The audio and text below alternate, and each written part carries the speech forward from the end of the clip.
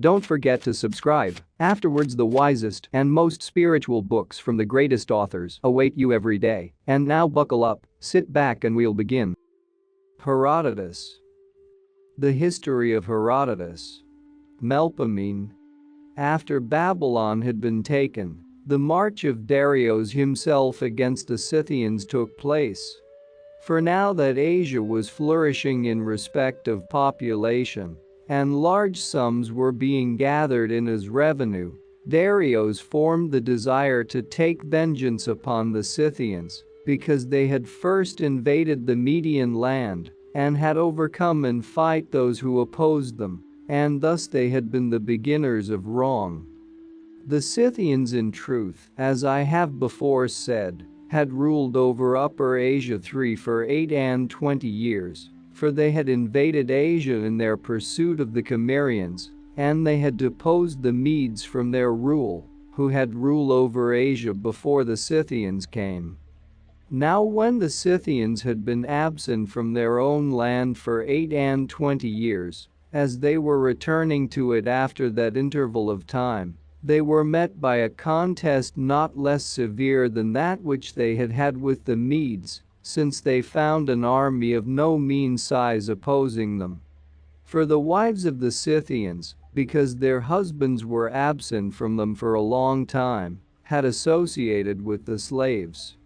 Now the Scythians put out the eyes of all their slaves because of the milk which they drink, and they do as follows. They take blowpipes of bone just like flutes, and these they insert into the vagina of the mare and blow with their mouths, and others milk while they blow. And they say that they do this because the veins of the mare are thus filled, being blown out, and so the udder is let down. When they had drawn the milk they pour it into wooden vessels hollowed out, and they set the blind slaves in order about the vessels, and agitate the milk. Then that which comes to the top they skim off, considering it the more valuable part, whereas they esteem that which settles down to be less good than the other. For this reason the Scythians put out the eyes of all whom they catch, for they are not tillers of the soil, but nomads. From these their slaves then, I say, and from their wives had been born and bred up a generation of young men, who having learned the manner of their birth, set themselves to oppose the Scythians as they were returning from the Medes. And first they cut off their land by digging a broad trench extending from the Tauric mountains to the Maeotian lake, at the point where this is broadest. Then afterwards, when the Scythians attempted to invade the land, they took up a position against them and fought, and as they fought many times, and the Scythians were not able to get any advantage in the fighting, one of them said, "What a thing is this that we are doing? Scythians, we are fighting against our own slaves. And we are not only becoming fewer in number ourselves by being slain in battle, but also we are killing them, and so we shall have fewer to rule over in future. Now therefore to me it seems good that we leave spears and bows, and that each one take his horsewhip, and so go up close to them. For so long as they saw us with arms in our hands, they thought themselves equal to us and of equal birth, but when they shall see that we have whips instead of arms, they will perceive that they are our slaves, and having acknowledged this they will not await our onset." When they heard this, the Scythians proceeded to do that which he said, and the others, being panic-stricken by that which was done, forgot their fighting and fled. Thus the Scythians had ruled over Asia, and in such manner, when they were driven out again by the Medes, they had returned to their own land. For this Darius wished to take vengeance upon them, and was gathering together an army to go against them. Now the Scythians say that their nation is the youngest of all nations, and that this came to pass as follows. The first man who ever existed in this region, which then was desert, was one named Targetus. And of this Targetus they say, though I do not believe it for my part. However, they say the parents were Zeus and the daughter of the river Borysthenes. Targetus, they report, was produced from some such origin as this, and of him were begotten 3 sons, Lapaxes and Arpaxes, and the youngest Calaxes. In the reign of these there came down from heaven certain things wrought of gold, a plough, a yoke, a battle axe, and a cup, and fell in the Scythian land. And first the eldest saw and came near them, desiring to take them, but the gold blazed with fire when he approached it. Then when he had gone away from it, the second approached, and again it did the same thing. These then the gold repelled by blazing with fire, but when the third and youngest came up to it, the flame was quenched, and he carried them to his own house. The elder brothers then, acknowledging the significance of this thing, delivered the whole of the kingly power to the youngest. From Lixipes, they say, are descended those Scythians who are called the race of the Ouchitai, from the middle brother Arpaxes those who are called Katairoi and Traspians, and from the youngest of them the royal tribe, who are called Paralatai. And the whole together are called, they say, Scalatoi, after the name of their king, but the Hellenes gave them the name of Scythians. Thus the Scythians say they were produced, and from the time of their origin, that is to say from the first king Targetus, to the passing over of Darius against them, they say that there is a period of 1,000 years and no more. Now the sacred gold is guarded by the kings with the utmost care, and they visit it every year with solemn sacrifices of propitiation. Moreover, if anyone goes to sleep while watching in the open air over this gold during the festival, the Scythians say that he does not live out the year, and there is given him for this so much land as he shall ride round himself on his horse in one day. Now as the land was large, Calaxes, they say, established 3 kingdoms for his sons, and of these he made one larger than the rest, and in this the gold is kept. But as to the upper parts which lie on the north side of those who dwell above this land, they say one can neither see nor pass through any further, by reason of feathers which are poured down, for both the earth and the air are full of feathers, and this is that which shuts off the view. Thus say the Scythians about themselves and about the region above them, but the Hellenes who dwell about the Pontus say as follows. Heracles driving the cattle of Geryones came to this land, then desert, which the Scythians now inhabit, and Geryones, says the tale, dwelt away from the region of the Pontus, living in the island called by the Hellenes Erythia, near Gadara, which is outside the pillars of Heracles by the ocean. As to the ocean, they say indeed that it flows round the whole earth beginning from the place of the sun rising, but they do not prove this by facts. From thence Heracles came to the land now called Scythia, and as a storm came upon him together with icy cold, he drew over him his lion's skin, and went to sleep. Meanwhile the mares harnessed in his chariot disappeared by a miraculous chance, as they were feeding. Then when Heracles woke he sought for them, and having gone over the whole land, at last, he came to the region which is called Hylaea, and there he found in a cave, a kind of twofold creature formed by the union of a maiden and a serpent, whose upper parts from the buttocks upwards were those of a woman, but her lower parts were those of a snake. Having seen her and marveled at her, he asked her then whether she had seen any mares straying anywhere, and she said that she had them herself, and would not give them up until he lay with her, and Heracles lay with her on condition of receiving them. She then tried to put off the giving back of the mares, desiring to have Heracles with her as long as possible, while he on the other hand, desired to get the mares and depart, And at last she gave them back and said, "These mares when they came hither I saved for thee, and thou didst give me reward for saving them, for I have by thee 3 sons. Tell me then, what must I do with these when they shall be grown to manhood, whether I shall settle them here, for over this land I have power alone, or send them away to thee?" She thus asked of him, and he, they say, replied, "When thou seest that the boys are grown to men, do this, and thou shalt not fail of doing right. Whichsoever of them thou seest able to stretch this bow as I do now, and to be girded with this girdle, him cause to be the settler of this land, but whosoever of them fails in the deeds which I enjoin, send him forth out of the land. And if thou shalt do thus, thou wilt both have delight thyself and perform that which has been enjoined to thee."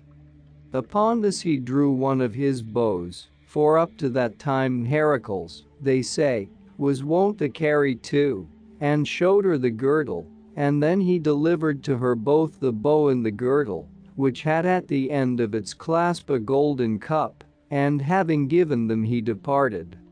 She then, when her sons had been born and had grown to be men, gave them names first, calling one of them Agathyrsos and the next Gelonos and the youngest Scythes. Then bearing in mind the charge given to her, she did that which was enjoined.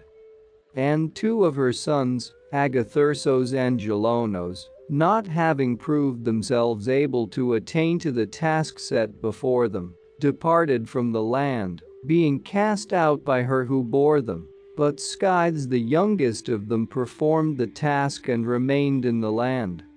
And from Scythes the son of Heracles were descended, they say, the succeeding kings of the Scythians, Scythians. And they say moreover that it is by reason of the cup that the Scythians still even to this day wear cups attached to their girdles. And this alone his mother contrived for Scythes. Such is the story told by the Hellenes who dwell about the Pontus. There is however also another story, which is as follows, and to this I am most inclined myself.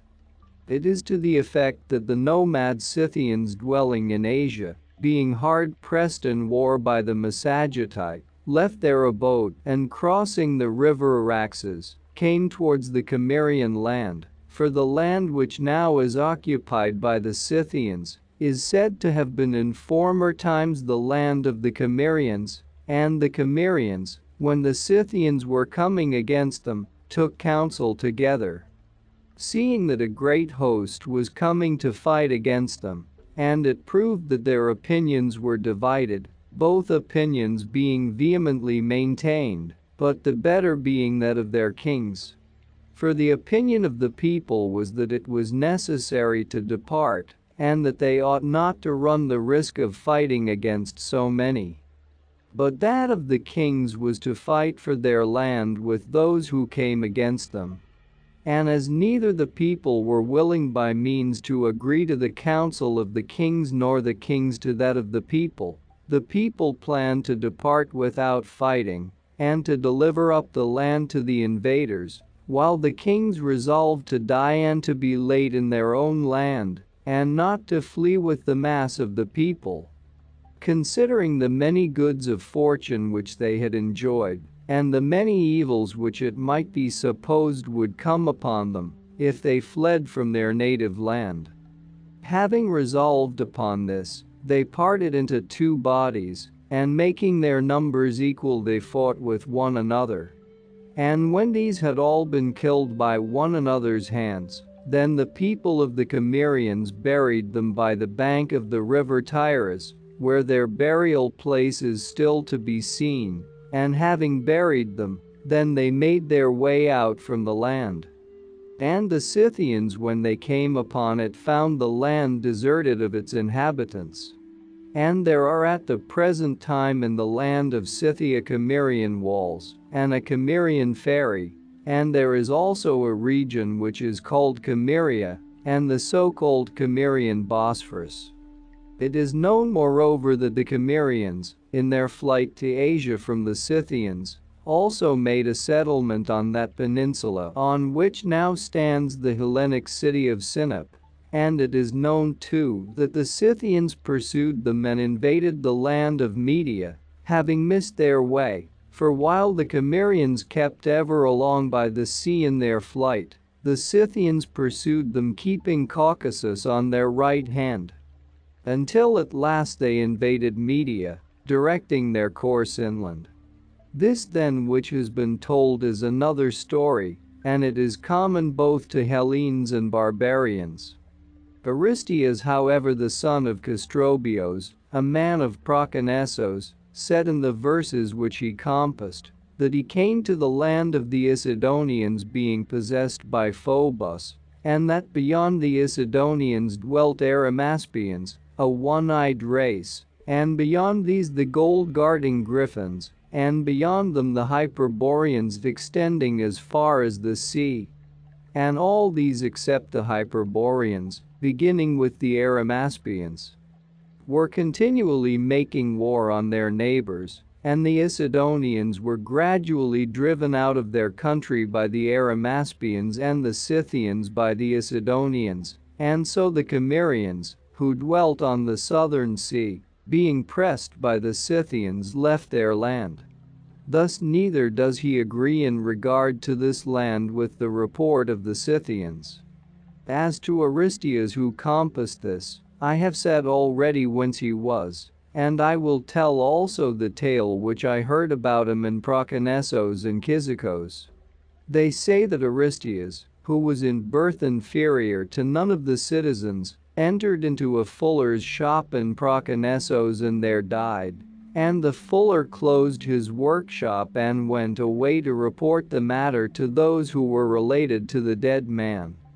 And when the news had been spread abroad about the city that Aristeas was dead, a man of Cyzicus who had come from the town of Artic entered into controversy with those who said so, and declared that he had met him going towards Cyzicus and had spoken with him. And while he was vehement in dispute, those who were related to the dead man came to the fuller's shop with the things proper, in order to take up the corpse for burial, and when the house was opened, Aristeas was not found there either dead or alive. In the 7th year after this he appeared at Proconnesos and compassed those verses which are now called by the Hellenes the Arimaspia, and having compassed them he disappeared the second time. So much is told by these cities, and what follows I know happened to the people of Metapontion in Italy, 240 years after the second disappearance of Aristeas, as I found by putting together the evidence at Proconnesos and Metapontion. The people of Metapontion say that Aristeas himself appeared in their land, and bade them set up an altar of Apollo and place by its side a statue bearing the name of Aristeas of Proconnesos, for he told them that to their land alone of all the Italiots Apollo had come, and he, who now was Aristeas, was accompanying him, being then a raven when he accompanied the god. Having said this he disappeared, and the Metapontines say that they sent to Delphi and asked the god what the apparition of the man meant. And the Pythian prophetess bade them obey the command of the apparition, and told them that if they obeyed, it would be the better for them.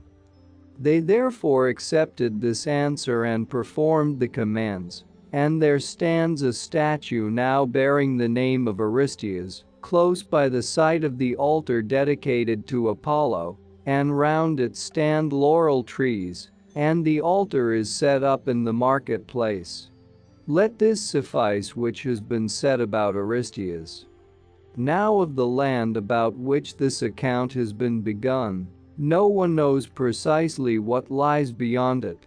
For I am not able to hear of any one who alleges that he knows as an eyewitness, and even Aristeas, the man of whom I was making mention just now, even he, I say, did not allege, although he was compassing verse, that he went further than the Macedonians, but that which is beyond them he spoke of by hearsay, and reported that it was the Macedonians who said these things.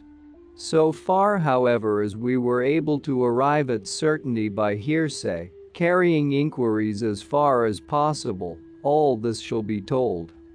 Beginning with the trading station of the Borysthenites, 4 of the parts along the sea. This is the central point of all Scythia. Beginning with this, the first regions are occupied by the Callipygi, who are Hellenic Scythians, and above these is another race, who are called Alazonians.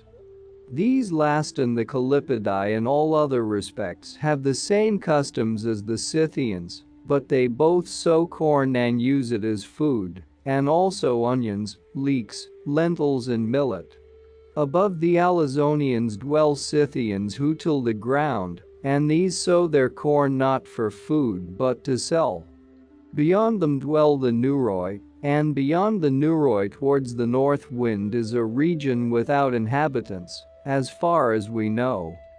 These races are along the river Hypanis to the west of the Borysthenes, but after crossing the Borysthenes, first from the sea coast is Hylaea, and beyond this, as one goes up the river dwell agricultural Scythians, whom the Hellenes who live upon the river Hypanis call Borysthenites, calling themselves at the same time citizens of Olbia.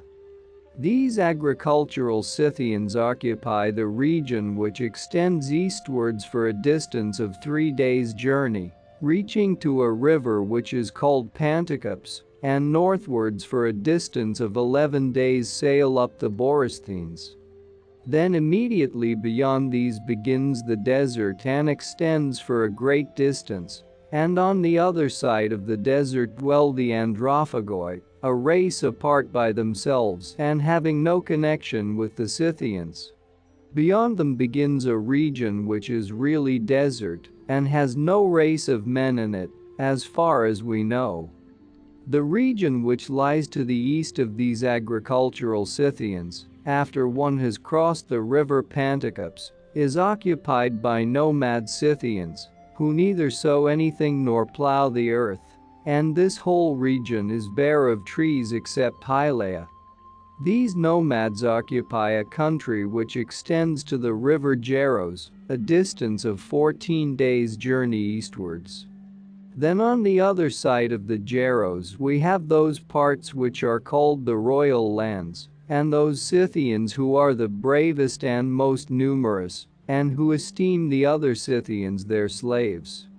These reach southwards to the Tauric land, and eastwards to the trench which those who were begotten of the blind slaves dug, and to the trading station which is called Kremnoi upon the Maeotian lake, and some parts of their country reach to the river Tanais.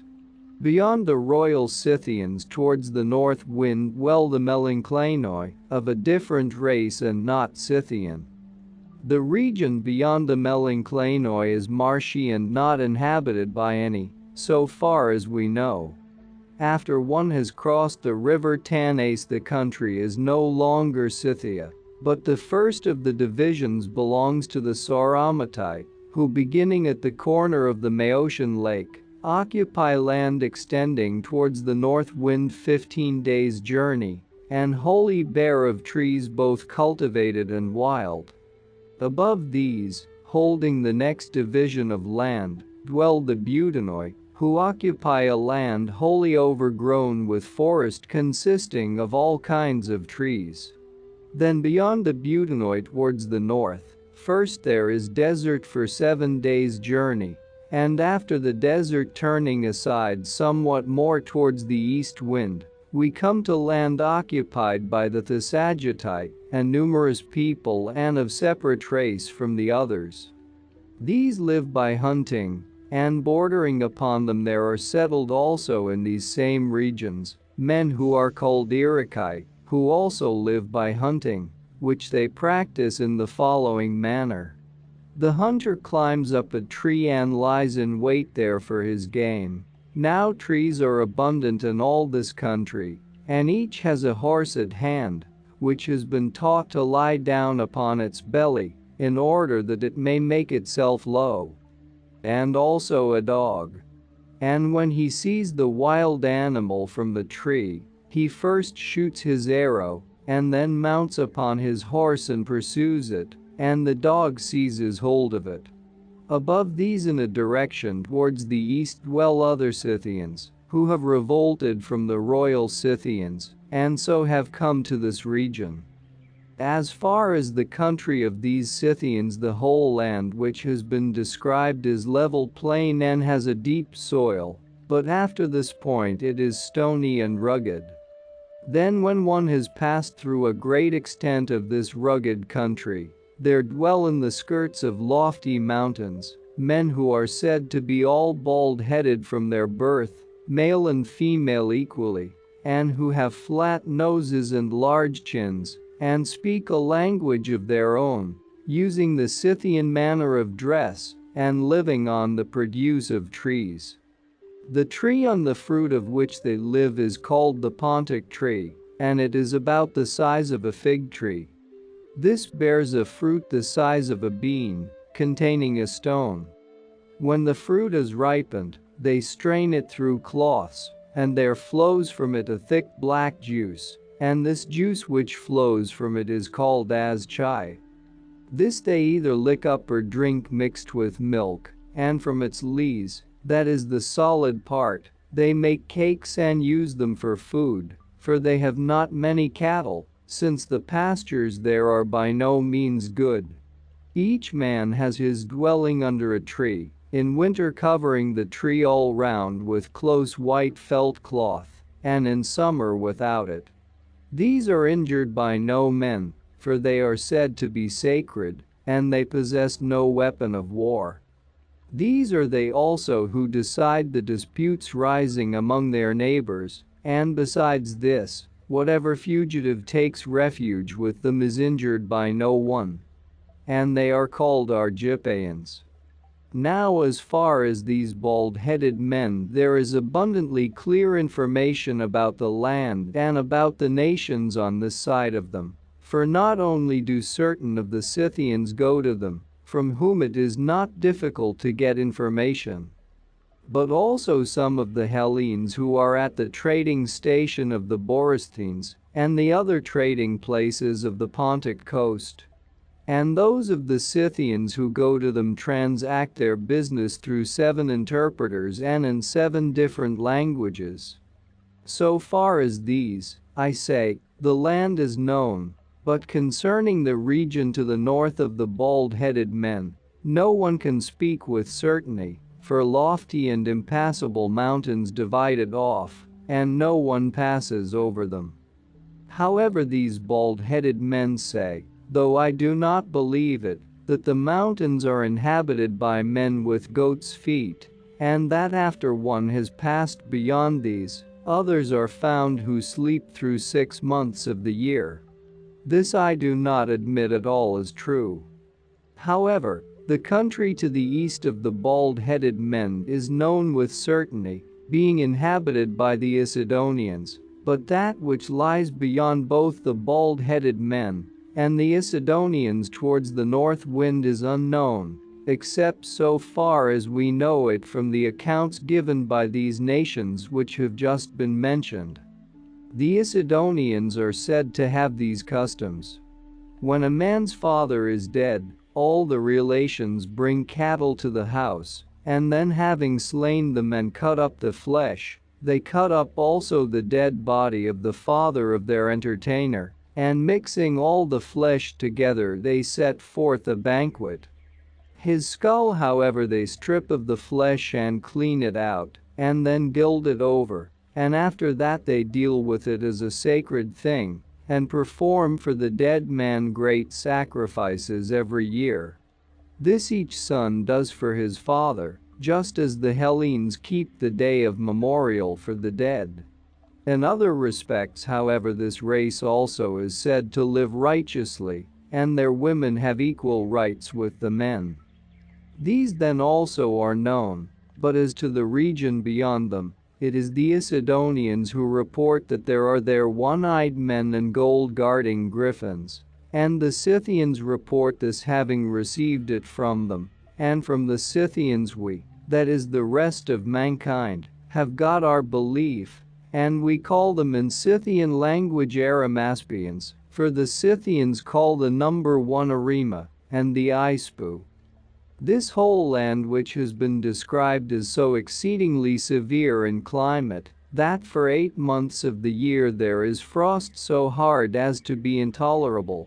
And during these, if you pour out water, you will not be able to make mud, but only if you kindle a fire can you make it. And the sea is frozen, and the whole of the Cimmerian Bosphorus. So that the Scythians who are settled within the trench make expeditions and drive their wagons over into the country of the Scythians. Thus it continues to be winter for 8 months, and even for the remaining 4 it is cold in those parts. This winter is distinguished in its character from all the winters which come in other parts of the world, for in it there is no rain to speak of at the usual season for rain, whereas in summer it rains continually, and thunder does not come at the time when it comes in other countries, but is very frequent in the summer, and if thunder comes in winter, it is marveled at as a prodigy.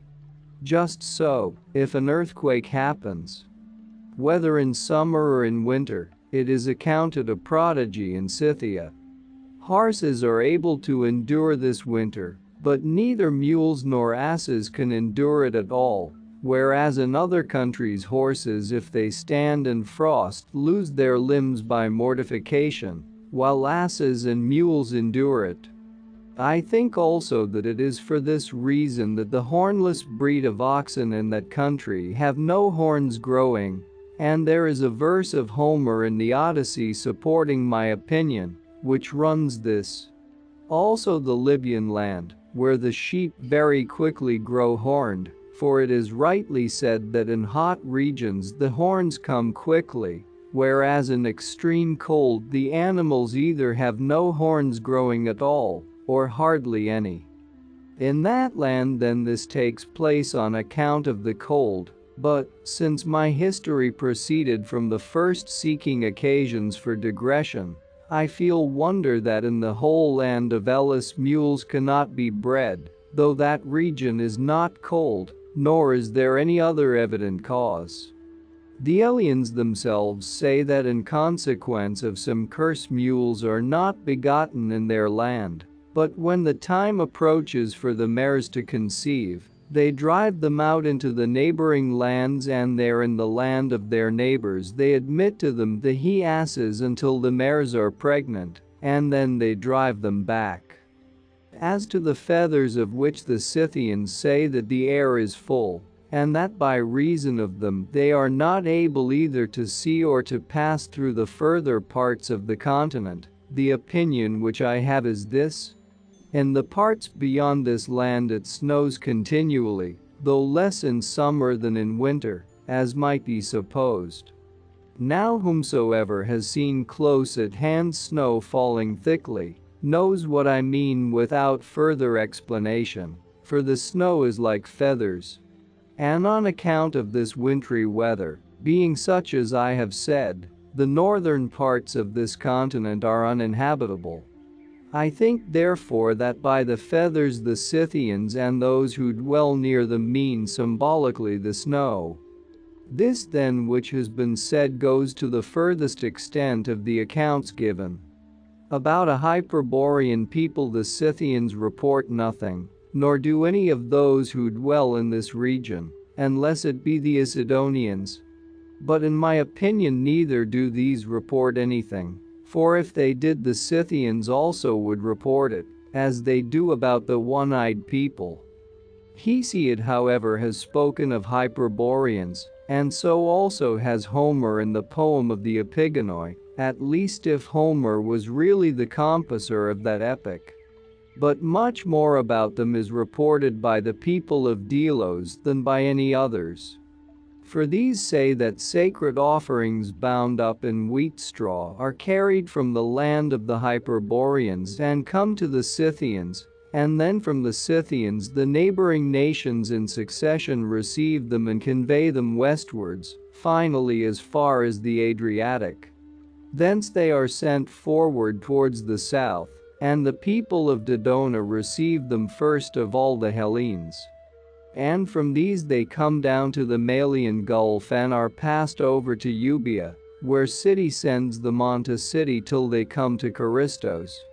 After this Andros is left out, for the Charistians are those who bring them to Tenos, and the Tenians to Delos.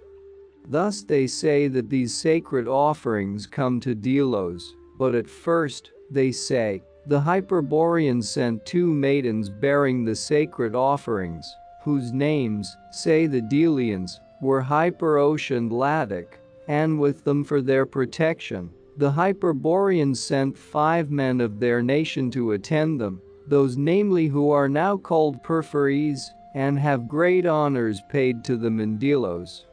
Since however the Hyperboreans found that those who were sent away did not return back, they were troubled to think that it would always befall them to send out and not to receive back, and so they bore the offerings to the borders of their land bound up in wheat straw, and laid a charge upon their neighbors, bidding them send these forward from themselves to another nation. These things then, they say, come to Delos being thus sent forward, and I know of my own knowledge that a thing is done which has resemblance to these offerings, namely that the women of Thrace and Paeonia, when they sacrifice to Artemis the queen, do not make their offerings without wheat straw. These I know do as I have said, and for those maidens from the Hyperboreans, who died in Delos, both the girls and the boys of the Delians cut off their hair. The former before marriage cut off a lock and having wounded tround a spindle lay it upon the tomb. Now the tomb is on the left hand as one goes into the temple of Artemis, and over it grows an olive tree. And all the boys of the Delians wind some of their hair about a green shoot of some tree, and they also place it upon the tomb. The maidens, I say, have this honor paid them by the dwellers in Delos. And the same people say that Arge and Apis also, being maidens, came to Delos, passing from the Hyperboreans by the same nations which have been mentioned, even before Hyperosh and Latic. These last, they say, came bearing for Eileithyia the tribute which they had laid upon themselves for the speedy birth. But Arge and Apis came with the divinities themselves, and other honors have been assigned to them by the people of Delos.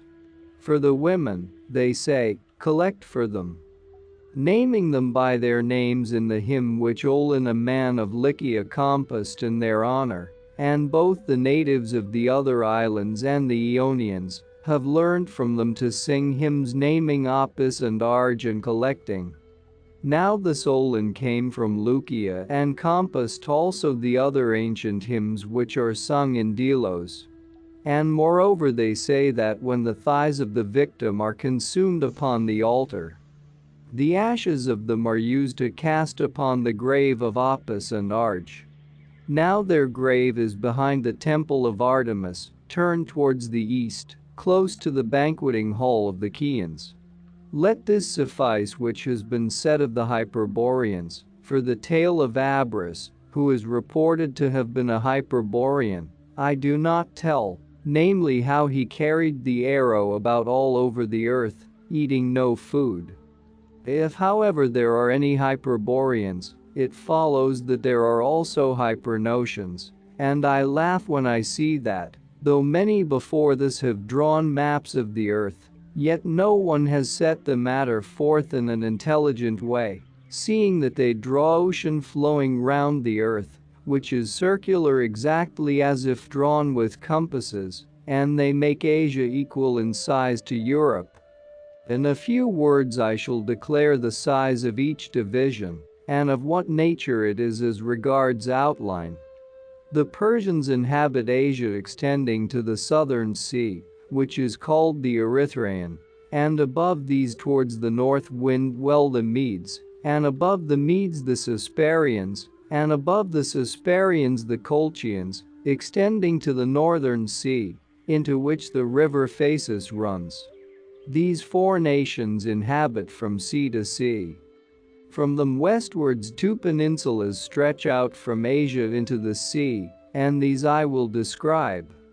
The first peninsula on the one of its sides, that is the northern, stretches along beginning from the Phasis and extending to the sea, going along the Pontus and the Hellespont, as far as Sigeon in the land of Troy, and on the southern side, the same peninsula stretches from the Mariandrian Gulf, which lies near Phoenicia, in the direction of the sea, as far as the headland Triopian, and in this peninsula dwell 30 races of men. This then is one of the peninsulas, and the other beginning from the land of the Persians, stretches along to the Erythraean Sea, including Persia, and next after it Assyria, and Arabia after Assyria. And this ends, or rather is commonly supposed to end, at the Arabian Gulf, into which Darius conducted a channel from the Nile. Now in the line stretching to Phoenicia from the land of the Persians, the land is broad and the space abundant, but after Phoenicia this peninsula goes by the shore of our sea along Palestine, Syria, and Egypt, where it ends, and in it there are 3 nations only. These are the parts of Asia which tend towards the west from the Persian land. But as to those which lie beyond the Persians and Medes and Casparians and Colchians towards the east and the sunrising, on one side the Erythraean Sea runs along by them, and on the north, both the Caspian Sea and the river Araxes, which flows towards the rising sun. And Asia is inhabited as far as the Indian land, but from this onwards towards the east it becomes desert, nor can any one say what manner of land it is. Such and so large is Asia. And Libya is included in the second peninsula, for after Egypt Libya succeeds at once. Now about Egypt this peninsula is narrow, for from our sea to the Erythraean Sea is a distance there of 10 myriads of fathoms, which would amount to 1,000 furlongs, but after this narrow part, the portion of the peninsula which is called Libya is, as it chances, extremely broad.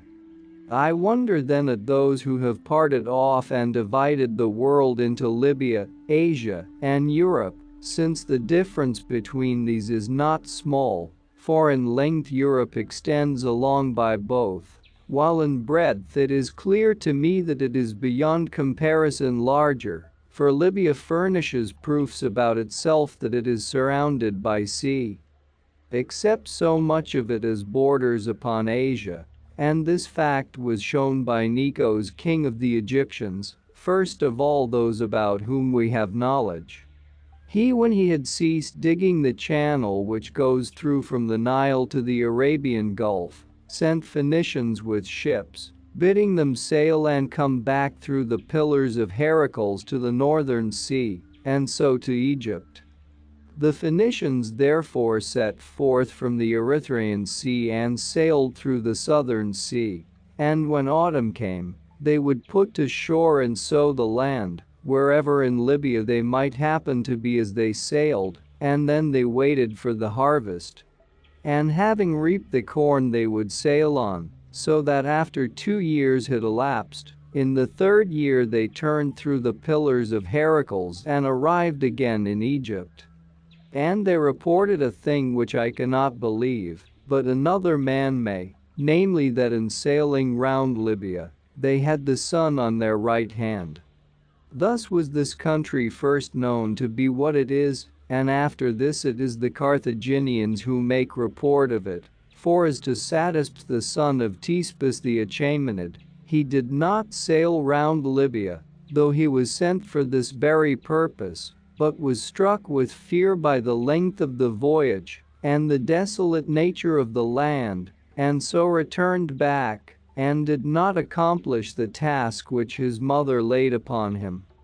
For this man had outraged a daughter of Zopyrus the son of Megabizos, a virgin, and then when he was about to be impaled by order of King Xerxes for this offense, the mother of Satisps, who was a sister of Darius, entreated for his life, saying that she would herself lay upon him a greater penalty than Xerxes, for he should be compelled, she said, to sail round Libya, until in sailing round it, he came to the Arabian Gulf. So then Xerxes, having agreed upon these terms, Satisps went to Egypt, and obtaining a ship and sailors from the Egyptians, he sailed to the Pillars of Heracles, and having sailed through them and turned the point of Libya which is called the promontory of Salois, he sailed on towards the south. Then after he had passed over much sea in many months, as there was needed ever more and more voyaging, he turned about and sailed back again to Egypt. And having come from thence into the presence of King Xerxes, he reported saying that at the furthest point which he reached he was sailing by dwarfish people, who used clothing made from the palm tree, and who, whenever they came to land with their ship, left their towns and fled away to the mountains. And they, he said, did no injury when they entered into the towns, but took food from them only. And the cause, he said, why he had not completely sailed round Libya, was that the ship could not advance any further, but stuck fast. Xerxes, however, did not believe that he was speaking the truth, and since he had not performed the appointed task, he impaled him, inflicting upon him the penalty pronounced before. A eunuch belonging to this Satisps ran away to Samos as soon as he heard that his master was dead, carrying with him large sums of money, and of this a man of Samos took possession, whose name I know, but I purposely pass it over without mention. Of Asia the greater part was explored by Darius, who desiring to know of the river Indus, which is a second river producing crocodiles of all the rivers in the world to know, I say, of this river where it runs out into the sea, sent with ships, besides others whom he trusted to speak the truth, Skylax also, a man of Carianda. These starting from the city of Caspatiros and the land of Paktiak, sailed down the river towards the east and the sun rising to the sea, and then sailing over the sea westwards they came in the 30th month to that place from whence the king of the Egyptians had sent out the Phoenicians of whom I spoke before, to sail round Libya. After these had made their voyage round the coast, Darius both subdued the Indians and made use of the sea. Thus Asia also, excepting the parts of it which are towards the rising sun, has been found to be similar to Libya. As to Europe, however, it is clearly not known by any, either as regards the parts which are towards the rising sun or those towards the north, whether it be surrounded by sea. But in length it is known to stretch along by both the other divisions. And I am not able to understand for what reason it is that to the earth, which is one, 3 different names are given derived from women, and why there were set as boundaries to divide it, the river Nile of Egypt and the Phasis in Colchis, or as some say the Maeotian river Tanais and the Cimmerian ferry. Nor can I learn who those persons were who made the boundaries, or for what reason they gave the names. Libya indeed is said by most of the Hellenes to have its name from Libya, a woman of that country, and Asia from the wife of Prometheus. But this last name is claimed by the Lydians, who say that Asia has been called after Asias the son of Codes the son of Manes, and not from Asia the wife of Prometheus, and from him too, they say the Asian tribe in Sardis has its name. As to Europe, however, it is neither known by any man whether it is surrounded by sea, nor does it appear whence it got this name or who he was who gave it, unless we shall say that the land received its name from Europa the Tyrian, and if so, it would appear that before this it was nameless like the rest. She however evidently belongs to Asia, and did not come to this land which is now called by the Hellenes Europe, but only from Phoenicia to Crete, and from Crete to Lycia. Let this suffice now which has been said about these matters, for we will adopt those which are commonly accepted of the accounts. Now the region of the Euxine upon which Darius was preparing to march has, apart from the Scythian race, the most ignorant nations within it of all ends. For we can neither put forward any nation of those who dwell within the region of Pontus as eminent in ability, nor do we know of any man of learning having arisen there, apart from the Scythian nation and Anacharsis. By the Scythian race one thing which is the most important of all human things has been found out more cleverly than by any other men of whom we know, but in other respects I have no great admiration for them.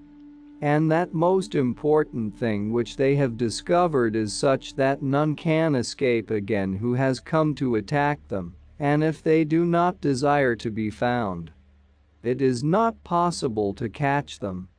For they who have neither cities founded nor walls built, but all carry their houses with them and are mounted archers, living not by the plow but by cattle, and whose dwellings are upon cars, these assuredly are invincible and impossible to approach.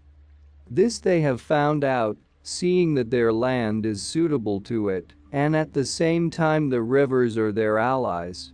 For first this land is plain land and is grassy and well watered, and then there are rivers flowing through it not much less in number than the channels in Egypt.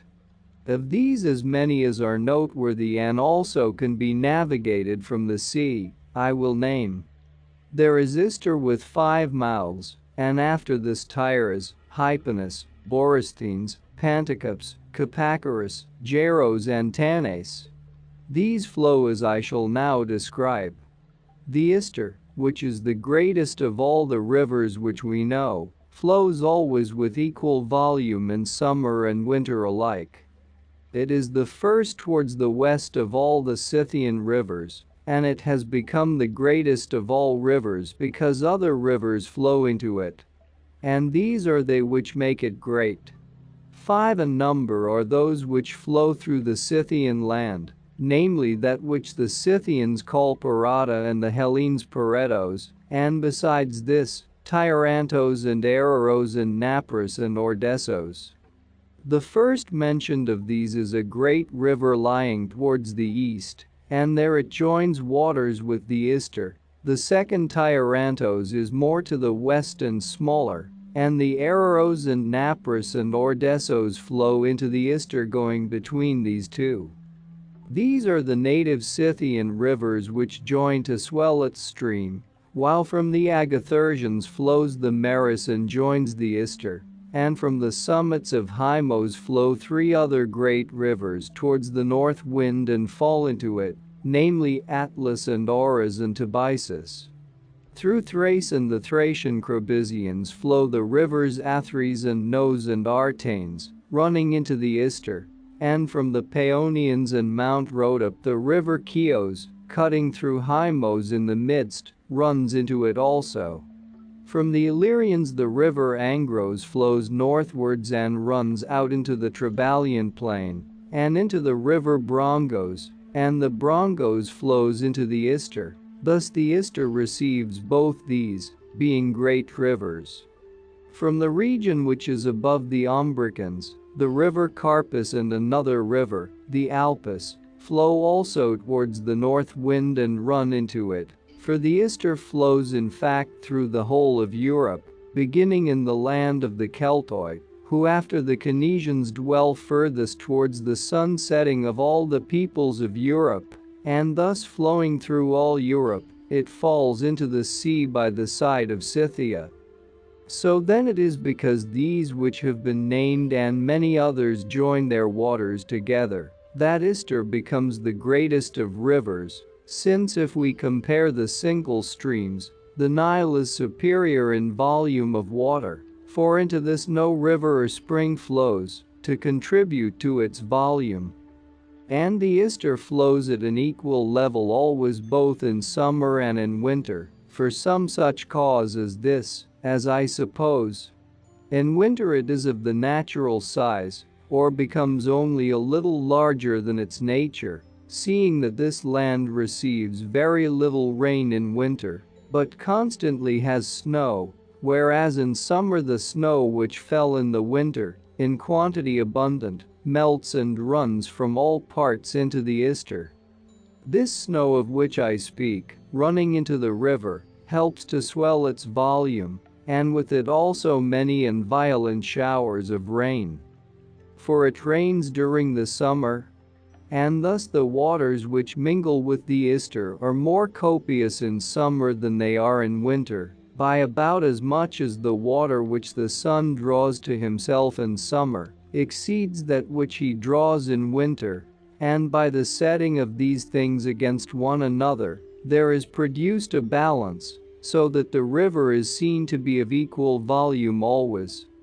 1. I say, of the rivers which the Scythians have is the Ister, and after it the Tigris, which starts from the north and begins its course from a large lake which is the boundary between the land of the Scythians and that of the Neuroi. At its mouth are settled those Hellenes who are called Tiritai. The third river is the Hypanis, which starts from Scythia and flows from a great lake round which feed white wild horses, and this lake is rightly called Mother of Hypanis. From this then the river Hypanis takes its rise, and for a distance of 5 days' sail, it flows shallow and with sweet water still. 49. But from this point on towards the sea for 4 days' sail, it is very bitter, for there flows into it the water of a bitter spring, which is so exceedingly bitter that, small as it is, it changes the water of the Hypanis by mingling with it, though that is a river to which few are equal in greatness.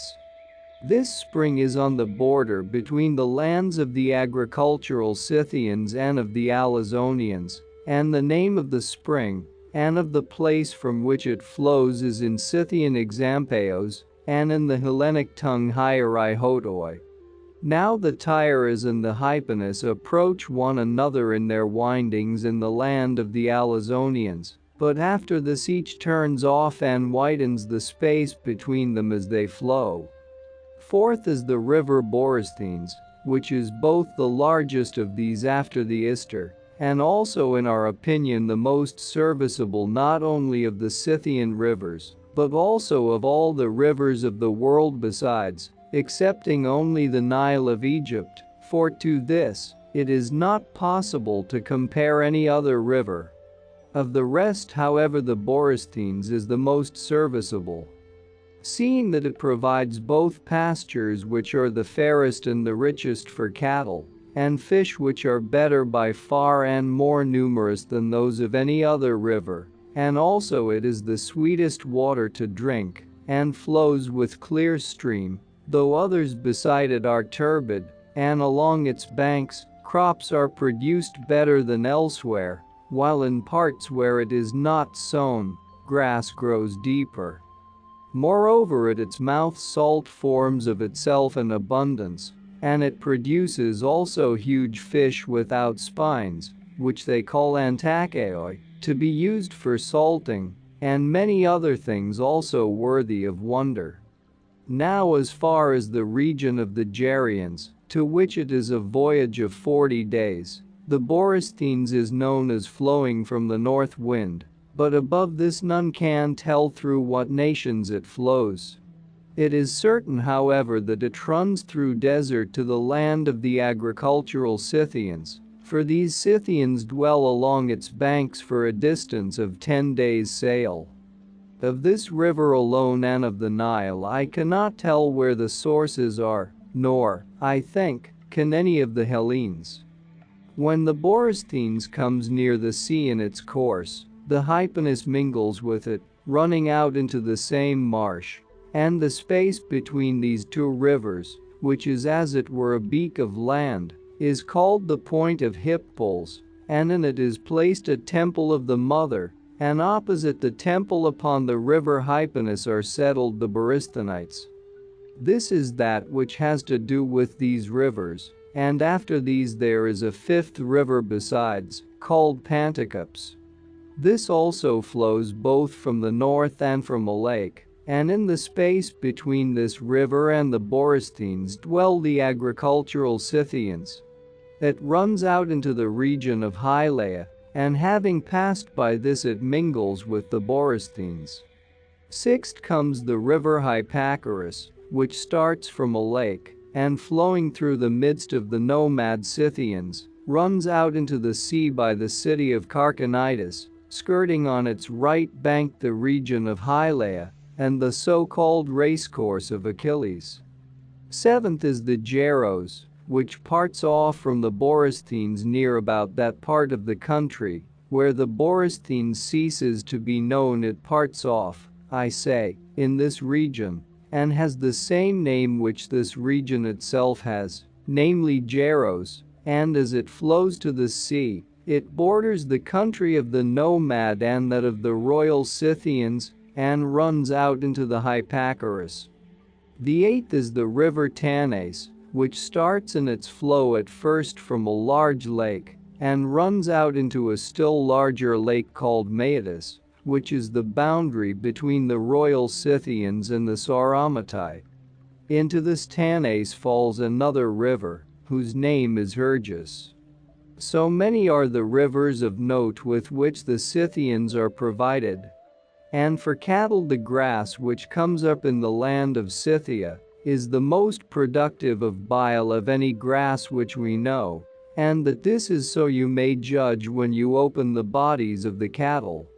Thus abundant supply have they of that which is most important, and as for the rest their customs are as follows. The gods whom they propitiate by worship are these only. Hestia most of all, then Zeus and the earth, supposing that earth is the wife of Zeus, and after these Apollo, and Aphrodite Urania, and Heracles, and Ares. Of these all the Scythians have the worship established, and the so-called royal Scythians sacrifice also to Poseidon. Now Hestia is called in Scythian Tabete, and Zeus, being most rightly named in my opinion, is called Papeos, and Earthope, and Apollo Oitosiros, and Aphrodite Urania is called Argympasa, and Poseidon Thegemacetus. It is not their custom however to make images, altars or temples to any except Ares, but to him, it is their custom to make them. They have all the same manner of sacrifice established for all their religious rites equally, and it is thus performed. The victim stands with its 4 feet tied, and the sacrificing priest stands behind the victim, and by pulling the end of the cord, he throws the beast down, and as the victim falls, he calls upon the god to whom he is sacrificing, and then at once throws a noose round its neck. And putting a small stick into it he turns it round, and so strangles the animal, without either lighting a fire or making any first offering from the victim or pouring any libation over it. And when he has strangled it and flayed off the skin, he proceeds to boil it. Now as the land of Scythia is exceedingly ill-wooded, this contrivance has been invented for the boiling of the flesh. Having flayed the victims, they strip the flesh off the bones, and then put it into cauldrons, if they happen to have any, of native make, which very much resemble Lesbian mixing bowls, except that they are much larger. Into these they put the flesh and boil it by lighting under it the bones of the victim. If however they have not at hand the cauldron, they put all the flesh into the stomachs of the victims, and adding water they light the bones under them, and these blaze up beautifully, and the stomachs easily hold the flesh when it has been stripped off the bones. Thus an ox is made to boil itself, and the other kinds of victims each boil themselves also. Then when the flesh is boiled, the sacrificer takes a first offering of the flesh and of the vital organs, and casts it in front of him. And they sacrifice various kinds of cattle, but especially horses. To the others of the gods they sacrifice thus and these kinds of beasts, but to Ares as follows. In each district of the several governments they have a temple of Ares set up in this way. Bundles of brushwood are heaped up for about 3 furlongs in length and in breadth, but less in height, and on the top of this, there is a level square made, and 3 of the sides rise sheer, but by the remaining one side the pile may be ascended. Every year they pile on 150 wagon loads of brushwood, for it is constantly settling down by reason of the weather. Upon this pile of which I speak each people has an ancient iron sword set up, and this is the sacred symbol of Ares. To this sword they bring yearly offerings of cattle and of horses, and they have the following sacrifice in addition, beyond what they make to the other gods, that is to say, of all the enemies whom they take captive in war, they sacrifice 1 man in every 100, not in the same manner as they sacrifice cattle, but in a different manner. For they first pour wine over their heads, and after that they cut the throats of the men, so that the blood runs into a bowl, and then they carry this up to the top of the pile of brushwood, and pour the blood over the sword. This, I say, they carry up, and meanwhile below by the side of the temple they are doing thus. They cut off all the right arms of the slaughtered men with the hands, and throw them up into the air, and then when they have finished offering the other victims, they go away, and the arm lies wheresoever it has chanced to fall, and the corpse apart from it. Such are the sacrifices which are established among them, but of swine these make no use, nor indeed are they wont to keep them at all in their land. That which relates to war is thus ordered with them. When a Scythian has slain his first man, he drinks some of his blood. And of all those whom he slays in the battle he bears the heads to the king, for if he has brought a head he shares in the spoil which they have taken, but otherwise not. And he takes off the skin of the head by cutting it round about the ears, and then taking hold of the scalp and shaking it off. Afterwards he scrapes off the flesh with the rib of an ox, and works the skin about with his hands, and when he has thus tempered it, he keeps it as a napkin to wipe the hands upon, and hangs it from the bridle of the horse on which he himself rides, and takes pride in it, for whosoever has the greatest number of skins to wipe the hands upon, he is judged to be the bravest man. Many also make cloaks to wear of the skins stripped off, sewing them together like shepherds' cloaks of skins, and many take the skin together with the fingernails off the right hands of their enemies when they are dead, and make them into covers for their quivers. Now human skin it seems is both thick and glossy in appearance, more brilliantly white than any other skin. Many also take the skins off the whole bodies of men, and stretch them on pieces of wood, and carry them about on their horses. Such are their established customs about these things, and to the skulls themselves, not of all but of their greatest enemies, they do thus.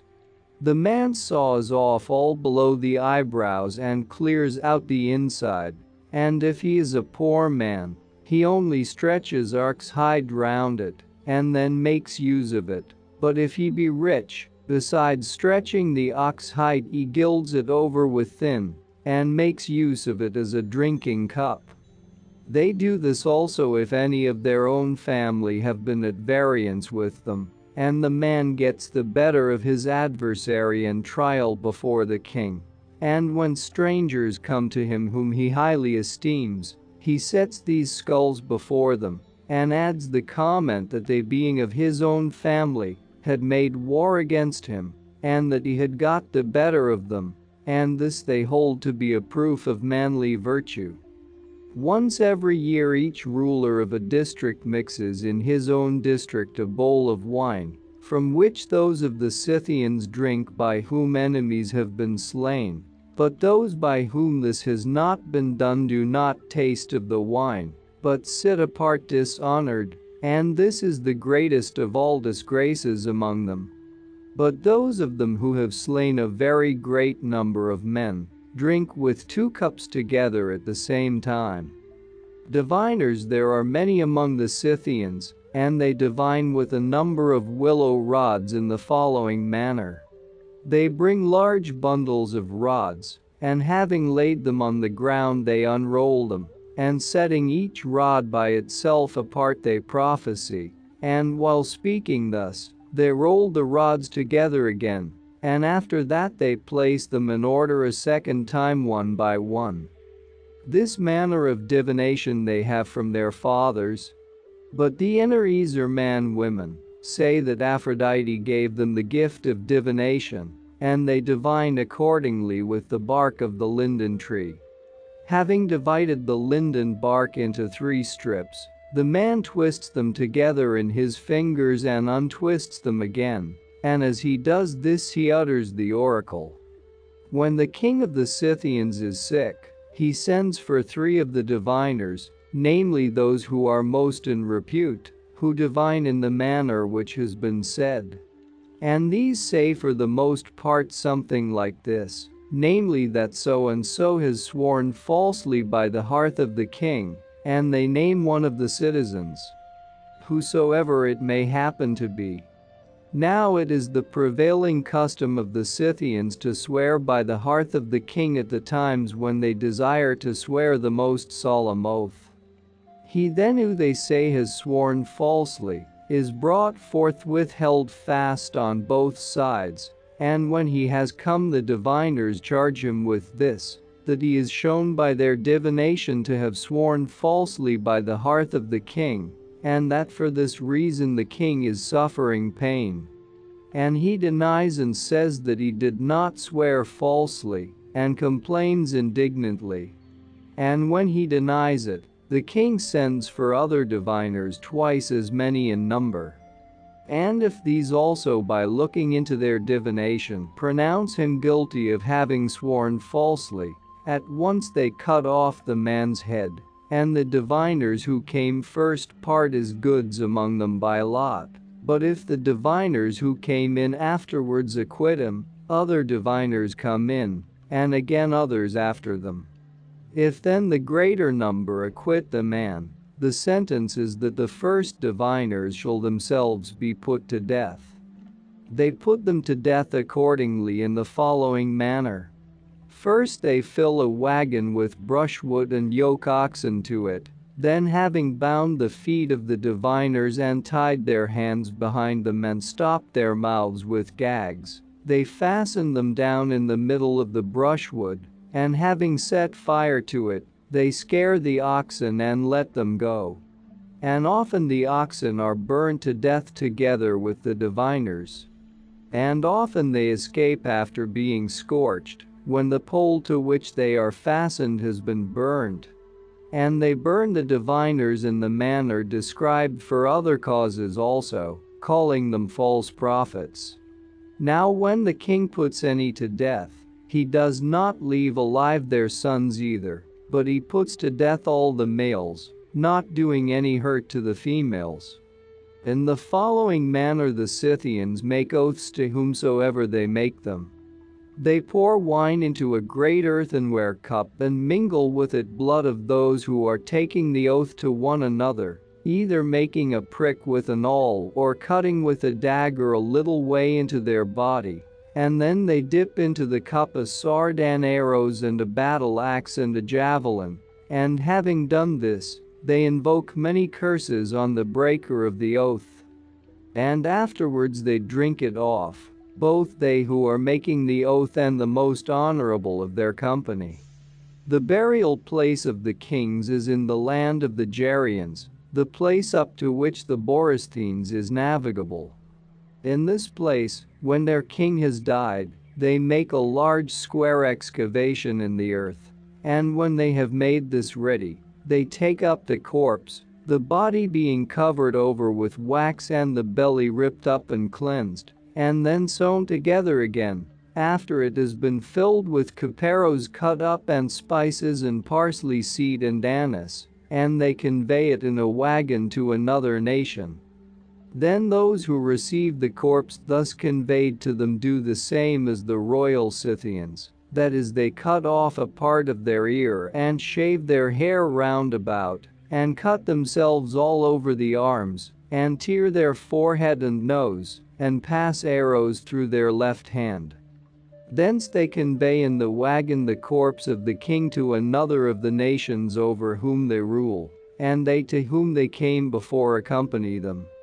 And when they have gone round to all conveying the corpse, then they are in the land of the Gerians, who have their settlements furthest away of all the nations over whom they rule, and they have reached the spot where the burial place is.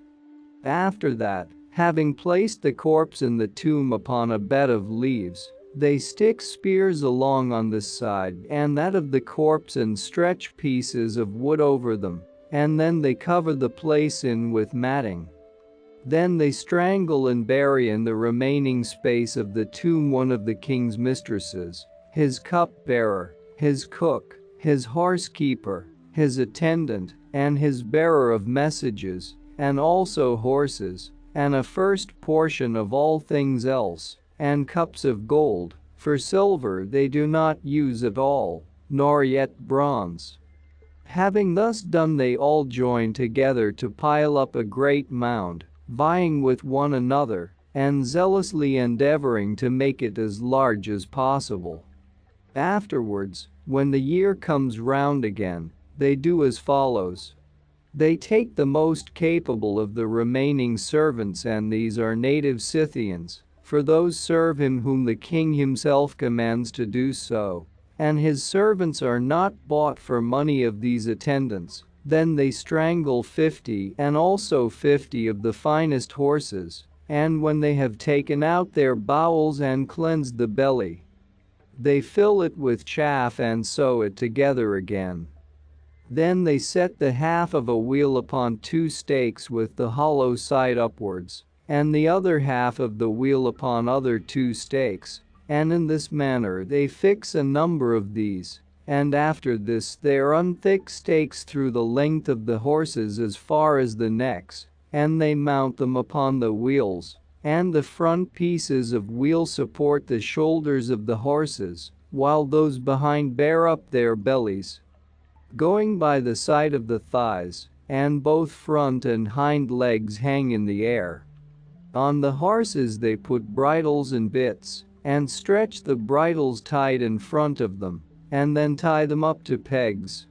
And of the 50 young men who have been strangled, they mount each one upon his horse, having first run a straight stake through each body along by the spine up to the neck, and a part of this stake projects below, which they fasten into a socket made in the other stake that runs through the horse. Having set horsemen such as I have described in a circle round the tomb, they then ride away. Thus they bury their kings, but as for the other Scythians, when they die their nearest relations carry them round late in wagons to their friends in succession, and of them each one when he receives the body, entertains those who accompany it, and before the corpse they serve up of all things about the same quantity as before the others.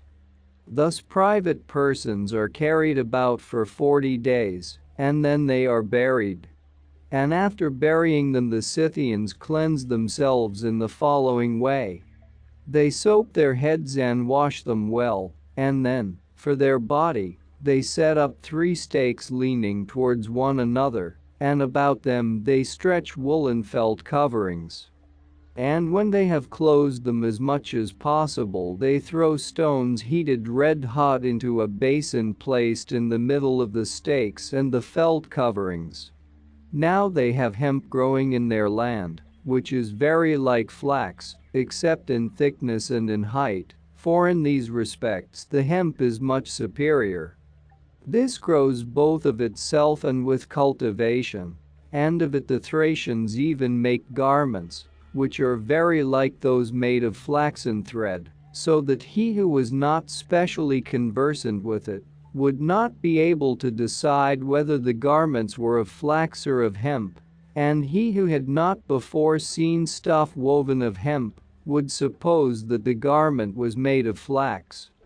The Scythians then take the seed of this hemp and creep under the felt coverings, and then they throw the seed upon the stones which have been heated red hot. And it burns like incense and produces a vapor so thick that no vapor bath in Hellas would surpass it. And the Scythians, being delighted with the vapor bath, howl like wolves. This is to them instead of washing, for in fact they do not wash their bodies at all in water. Their women, however, pound with a rough stone the wood of the cypress and cedar and frankincense tree, pouring in water with it, and then with this pounded stuff, which is thick, they plaster over all their body and also their face, and not only does a sweet smell attach to them by reason of this, but also when they take off the plaster on the next day, their skin is clean and shining. This nation also is very averse to adopting strange customs, rejecting even those of other tribes among themselves, but especially those of the Hellenes, as the history of Anacharsis, and also afterwards of Scylla proved. For as to Anacharsis first, when he was returning to the abodes of the Scythians, after having visited many lands and displayed in them much wisdom, as he sailed through the Hellespont he put into Cyzicus. And since he found the people of Cyzicus celebrating a festival very magnificently in honor of the mother of the gods, Anacharsis vowed to the mother that if he should return safe and sound to his own land, he would both sacrifice to her with the same rites as he saw the men of Cyzicus do, and also hold a night festival. So when he came to Scythia he went down into the region called Hylaea. This is along by the side of the racecourse of Achilles, and is quite full, as it happens, of trees of all kinds. Into this, I say, Anacharsis went down, and proceeded to perform all the ceremonies of the festival in honor of the goddess, with a kettled rum, and with images hung about himself. And one of the Scythians perceived him doing this and declared it to Saulios the king, and the king came himself also, and when he saw Anacharsis doing this, he shot him with an arrow and killed him. Accordingly, at the present time, if one asks about Anacharsis, the Scythians say that they do not know him, and for this reason, because he went out of his own country to Hellas and adopted foreign customs. And as I heard from Tims the steward of Areopagus, he was the uncle on the father's side of Aidanthersos, king of the Scythians, and the son of Neuros, the son of Lycos, the son of Spargopus. If then Anacharsis was of this house, let him know that he died by the hand of his brother, for Aidanthersos was the son of Saulios, and Saulios was he who killed Anacharsis. However, I have heard also another story, told by the Peloponnesians, that Anacharsis was sent out by the king of the Scythians, and so made himself a disciple of Hellas, and that when he returned back he said to him that had sent him forth, that the Hellenes were all busied about every kind of cleverness except the Lacedaemonians, but these alone knew how to exchange speech sensibly. This story, however, has been invented without any ground by the Hellenes themselves, and however that may be, the man was slain in the way that was related above. This man then fared thus badly by reason of foreign customs and communication with Hellenes, and very many years afterwards Skiles the son of Areiopagus suffered nearly the same fate as he. For Areiopagus the king of the Scythians with other sons had Skiles born to him, and he was born of a woman who was of Istria, and certainly not a native of Scythia, and this mother taught him the language and letters of Hellas. Afterwards in course of time Areiopagus was brought to his end by treachery at the hands of Spargapagus the king of the Agathyrsians, and Skiles succeeded to the kingdom, and he took not only that, but also the wife of his father, whose name was Opoia. This Opoia was a native Scythian, and from her was born Oricos to Areiopagus. Now when Skiles was king of the Scythians, he was by no means satisfied with the Scythian manner of life, but was much more inclined towards Hellenic ways, because of the training with which he had been brought up, and he used to do somewhat as follows. When he came with the Scythians in arms to the city of the Borysthenites, now these Borysthenites say that they are of Miletos. When Skiles came to these, he would leave his band in the suburbs of the city and go himself within the walls and close the gates. After that he would lay aside his Scythian equipments and take Hellenic garments, and wearing them he would go about in the marketplace with no guards or any other man accompanying him, and they watched the gates meanwhile, that none of the Scythians might see him wearing this dress. And while in other respects too he adopted Hellenic manners of life, he used also to perform worship to the gods, according to the customs of the Hellenes. Then having stayed a month or more than that, he would put on the Scythian dress and depart. This he did many times, and he both built for himself a house in Borysthenes, and also took to it a woman of the place as his wife. Since however it was fated that evil should happen to him, it happened by an occasion of this kind. He formed a desire to be initiated in the rites of Bacchus Dionysos, and as he was just about to receive the initiation, there happened a very great portent. He had in the city of the Borysthenites a house of great size and built with large expense, of which also I made mention a little before this, and round it were placed sphinxes and griffins of white stone. On this house Zeus caused a bolt to fall, and the house was altogether burned down, but Skiles none the less for this completed his initiation.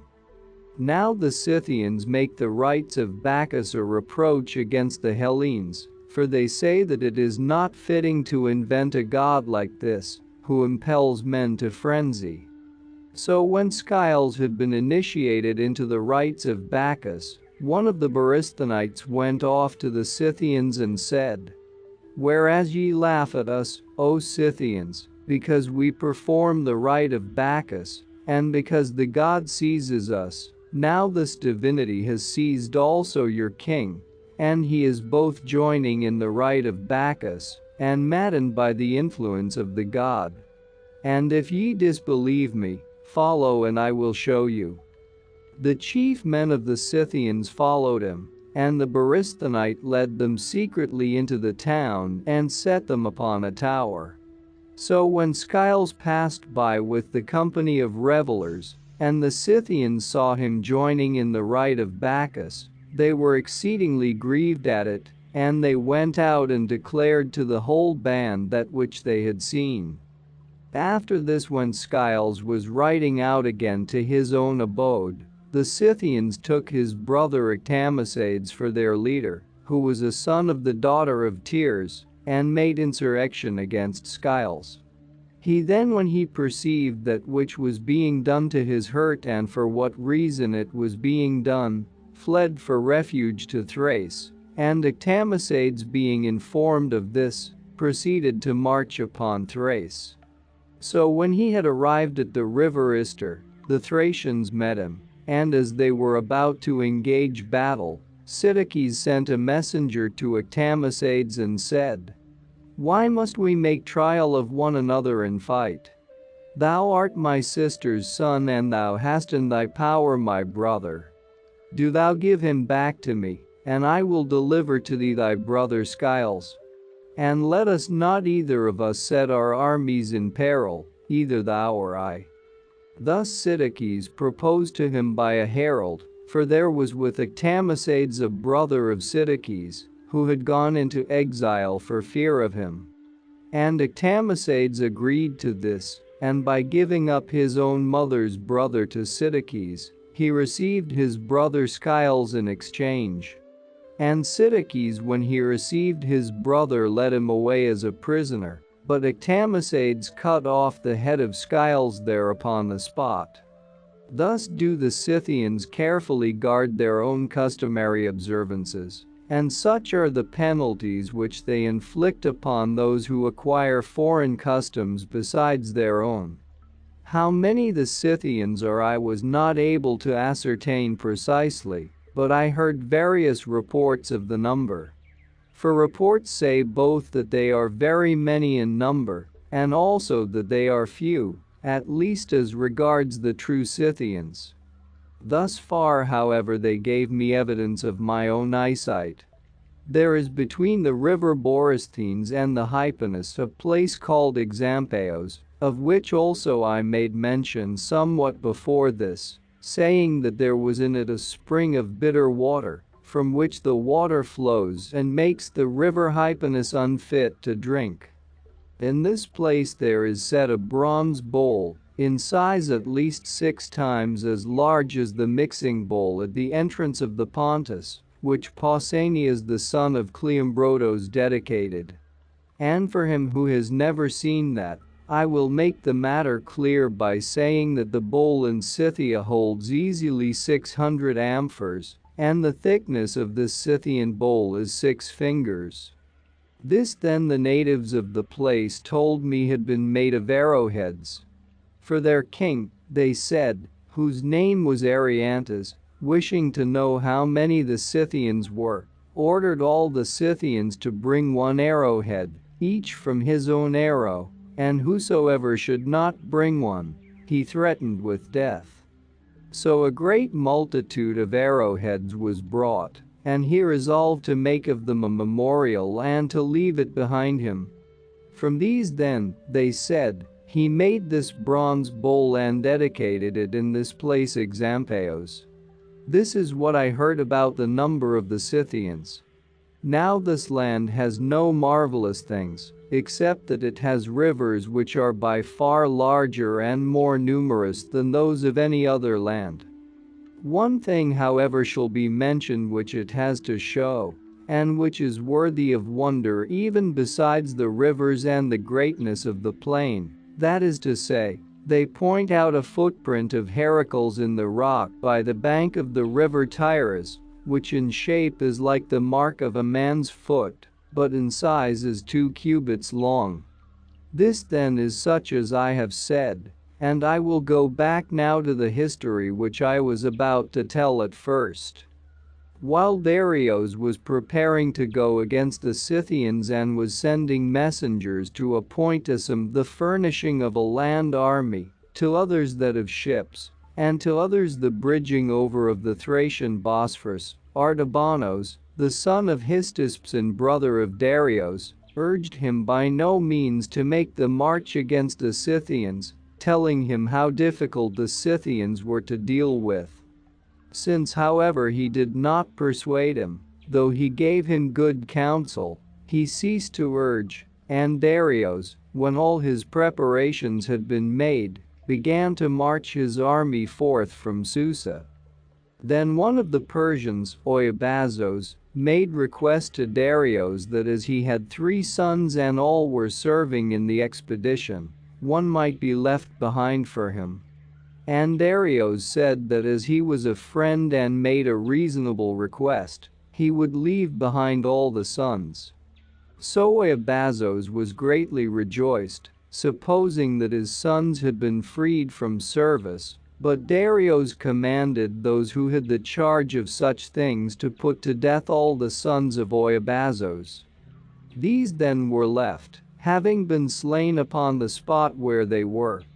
And Darius meanwhile set forth from Susa and arrived at the place on the Bosphorus, where the bridge of ships had been made, in the territory of Chalcedon.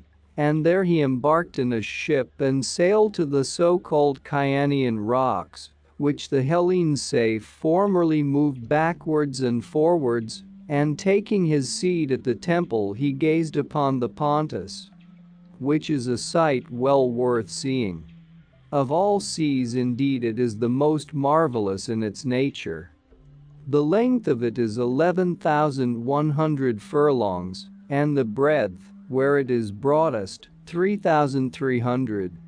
And of this great sea the mouth is but 4 furlongs broad, and the length of the mouth, that is of the neck of water which is called Bosphorus, where, as I said, the bridge of ships had been made, is not less than 120 furlongs. This Bosphorus extends to the Propontis, and the Propontis, being in breadth 500 furlongs and in length 1,400, has its outlet into the Hellespont, which is but 7 furlongs broad at the narrowest place, though it is 400 furlongs in length. And the Hellespont runs out into that expanse of sea which is called the Aegean. These measurements I have made as follows. A ship completes on an average in a long day a distance of 70,000 fathoms, and in a night 60,000. Now we know that to the river faces from the mouth of the sea, for it is here that the Pontus is longest, is a voyage of 9 days and 8 nights, which amounts to 111 myriads of fathoms, and these fathoms are 11,100 furlongs. Then from the land of the Scythians to Themyscira on the river Thermodon, for here is the broadest part of the Pontus, it is a voyage of 3 days and 2 nights, which amounts to 33 myriads of fathoms or 3,300 furlongs. This Pontus then and also the Bosphorus and the Hellespont have been measured by me thus, and their nature is such as has been said. And this Pontus also has a lake which has its outlet into it, which lake is not much less in size than the Pontus itself, and it is called Maeotis and mother of the Pontus. Darius then having gazed upon the Pontus sailed back to the bridge, of which Mandricles a Samian had been chief constructor, and having gazed upon the Bosphorus also, he set up 2 pillars by it of white stone with characters cut upon them, on the one Assyrian and on the other Hellenic, being the names of all the nations which he was leading with him. And he was leading with him all over whom he was ruler. The whole number of them without the naval force was reckoned to be 70 myriads including cavalry, and ships had been gathered together to the number of 600. These pillars the Byzantines conveyed to their city after the events of which I speak, and used them for the altar of Artemis Orthosia, excepting 1 stone, which was left standing by the site of the temple of Dionysos in Byzantium, covered over with Assyrian characters. Now the place on the Bosphorus where Darius made his bridge is, as I conclude, midway between Byzantium and the temple at the mouth of the Pontus. After this Darius, being pleased with the floating bridge, rewarded the chief constructor of it, Mandricles the Samian, with gifts tenfold, and as an offering from these Mandricles had a painting made of figures to present the whole scene of the bridge over the Bosphorus and King Darius sitting in a prominent seat and his army crossing over. This he caused to be painted and dedicated it as an offering in the temple of Hera, with the following inscription: Bosphorus having bridged over, the straits fish abounding, to Hera Mandricles dedicates this, of his work to record, a crown on himself he set, and he brought to the Samians glory, and for Darius performed everything after his mind. This memorial was made of him who constructed the bridge. And Darius, after he had rewarded Mandricles with gifts, passed over into Europe, having first commanded the Ionians to sail into the Pontus as far as the river Ister, and when they arrived at the Ister, there to wait for him, making a bridge meanwhile over the river, for the chief of his naval force were the Ionians, the Aeolians and the Hellespontians. So the fleet sailed through between the Chianian rocks and made straight for the Ister, and then they sailed up the river a 2 days' voyage from the sea, and proceeded to make a bridge across the neck, as it were, of the river, where the mouths of the Ister part off. Darius meanwhile, having crossed the Bosphorus on the floating bridge, was advancing through Thrace, and when he came to the sources of the river Tyros he encamped for 3 days. Now the Tyros is said by those who dwell near it to be the best of all rivers, both in other respects, which tend to healing, and especially for curing diseases of the skin both in men and in horses. And its springs are 38 in number, flowing all from the same rock, of which some are cold and others warm. The way to them is of equal length from the city of Heraeon near Perinthos, and from Apollonia upon the Euxine Sea, that is to say 2 days' journey by each road. This Tyros runs into the river Contadesdos and the Contadesdos into the Agraians and the Agraians into the Hebros, which flows into the sea by the city of Inos. Darius then, having come to this river and having encamped there, was pleased with the river, and set up a pillar there also, with an inscription as follows. The head springs of the river Tyros give the best and fairest water of all rivers, and to them came leading an army against the Scythians, the best and fairest of all men, Darius the son of Histisps, of the Persians, and of all the continent king. These were the words which were there written. Darius then set out from thence, and came to another river whose name is Artescos, which flows through the land of the Adrisians. Having come to this river he did as follows. He appointed a place for his army and bade every man as he passed out by it, place 1 stone in this appointed place. And when the army had performed this, then he marched away his army leaving behind great mounds of these stones. But before he came to the Ister he conquered first the Getae, who believe in immortality. For the Thracians who occupy Salmydessos and are settled above the cities of Apollonian and Messambria, called the Kermioni and the Nipseoi, delivered themselves over to Darius without fighting, but the Getae, who are the bravest and the most upright in their dealings of all the Thracians, having betakened themselves to obstinacy were forthwith subdued. And their belief in immortality is of this kind, that is to say, they hold that they do not die, but that he who is killed goes to Salmoxis, a divinity, whom some of them call Jabelizis, and at intervals of 4 years they send one of themselves, whomsoever the lot may select, as a messenger to Salmoxis, charging him with such requests as they have to make on each occasion, and they send him thus.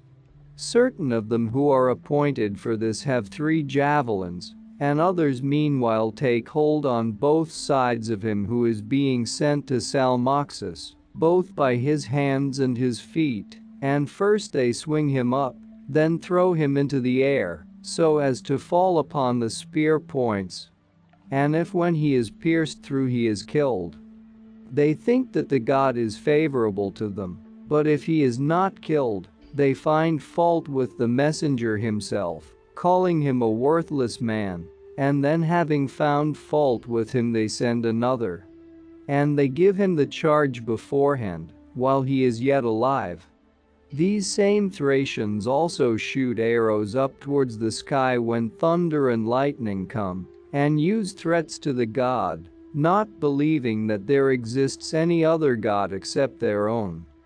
This Salmoxis I hear from the Hellenes who dwell about the Hellespont and the Pontus, was a man, and he became a slave in Samos, and was in fact a slave of Pythagoras, the son of Nisarchos. Then having become free he gained great wealth, and afterwards returned to his own land.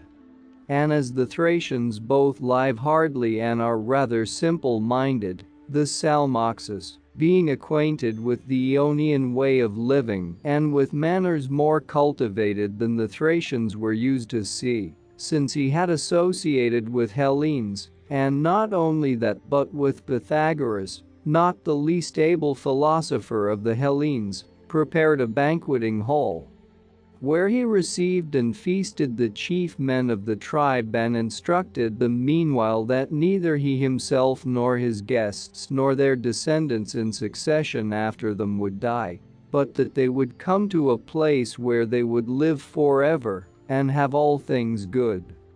While he was doing that which has been mentioned and was saying these things, he was making for himself meanwhile a chamber under the ground, and when his chamber was finished, he disappeared from among the Thracians and went down into the underground chamber, where he continued to live for 3 years.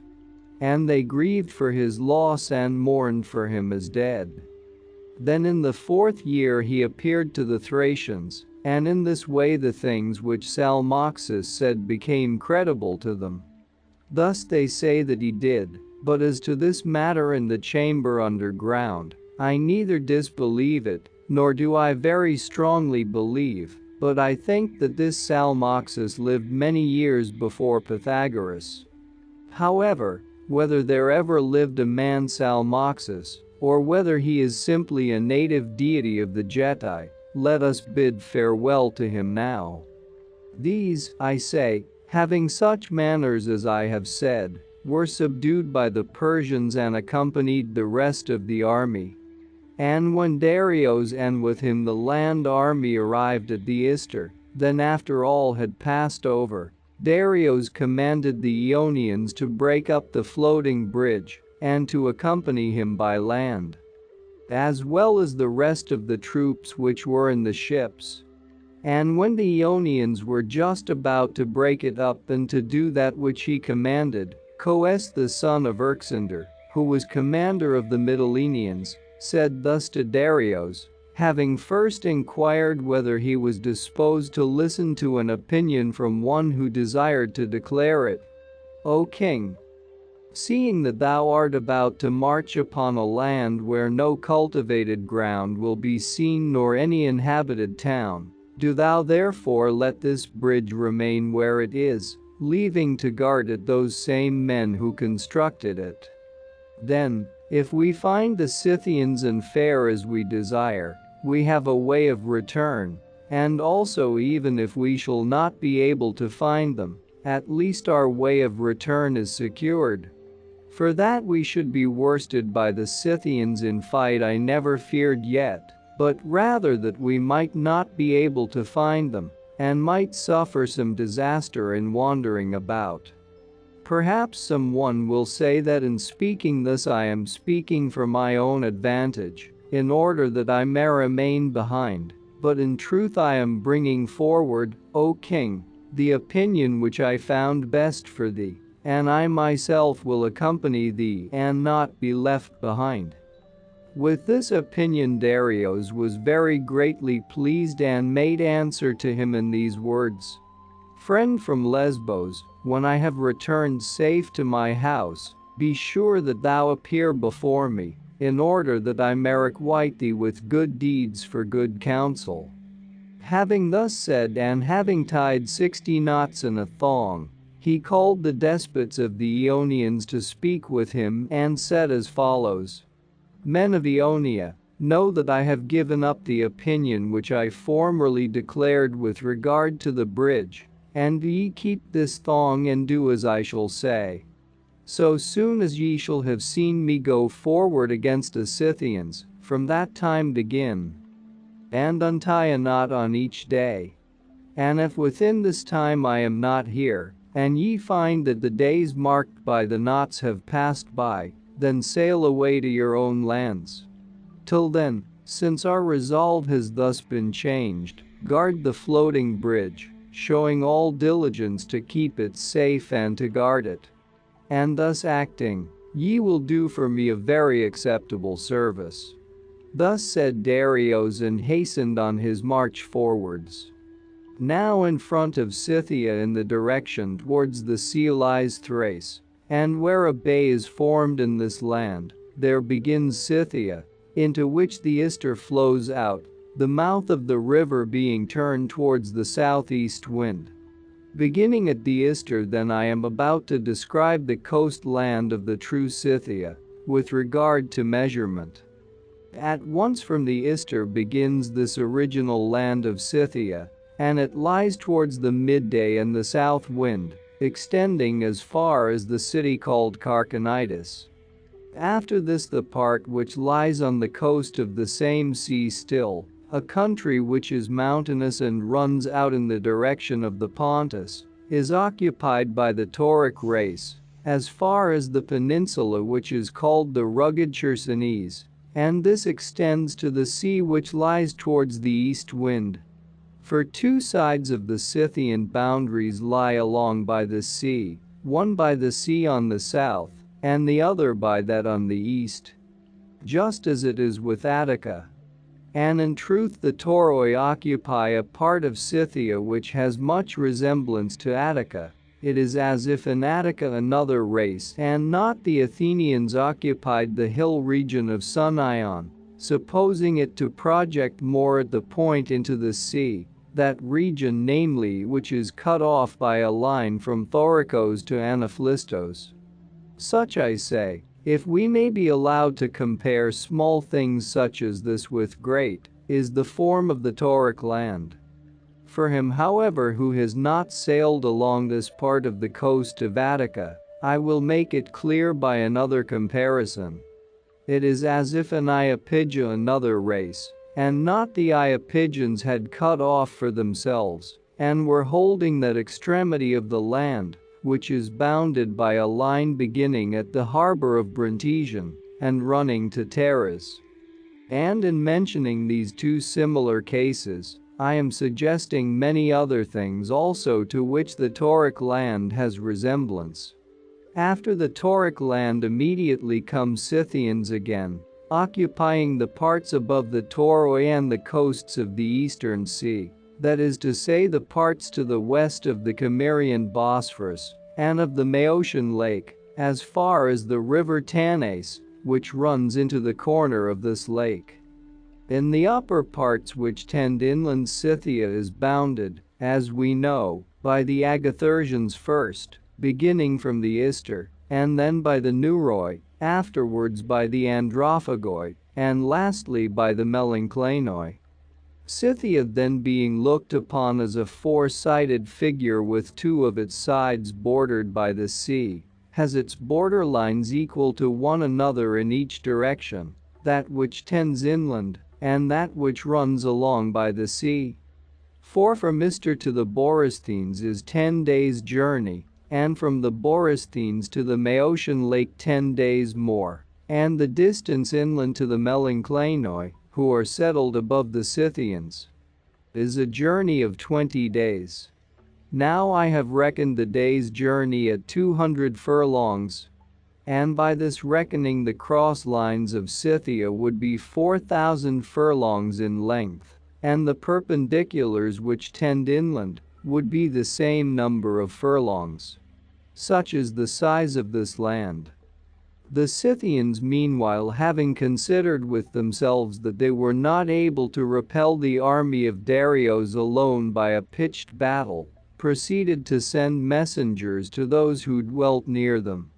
And already the kings of these nations had come together and were taking counsel with one another, since so great an army was marching towards them. Now those who had come together were the kings of the Tauroi, Agathyrsians, Neuroi, Androphagoi, Melanchlaenoi, Gelonians, Butanoi and Sauramatai. Of these, the Toroi have the following customs. They sacrifice to the maiden both shipwrecked persons and also those Hellenes whom they can capture by putting out to sea against them. And their manner of sacrifice is this. When they have made the first offering from the victim, they strike his head with a club. And some say that they push the body down from the top of the cliff, for it is upon a cliff that the temple is placed, and set the head up on a stake. But others, while agreeing as to the heads, say nevertheless that the body is not pushed down from the top of the cliff, but buried in the earth. This divinity to whom they sacrifice, the Toroi themselves say is Iphigenia, the daughter of Agamemnon. Whatsoever enemies they have conquered they treat in this fashion. Each man cuts off a head and bears it away to his house. Then he impales it on a long stake and sets it up above his house, raised to a great height, generally above the chimney. And they say that these are suspended above as guards to preserve the whole house. This people has its living by plunder and war.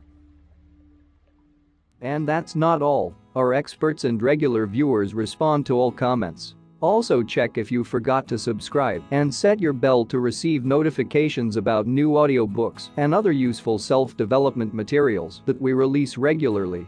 Join in the discussions, don't forget to give likes and, if possible and inspired, support the development of the channel financially. All useful links will be in the description and the first attached comment. Goodness, love and wisdom to all. And now move on to watch the next part of the video at the links below, or choose something from the playlists of the channel and those you see on the screen.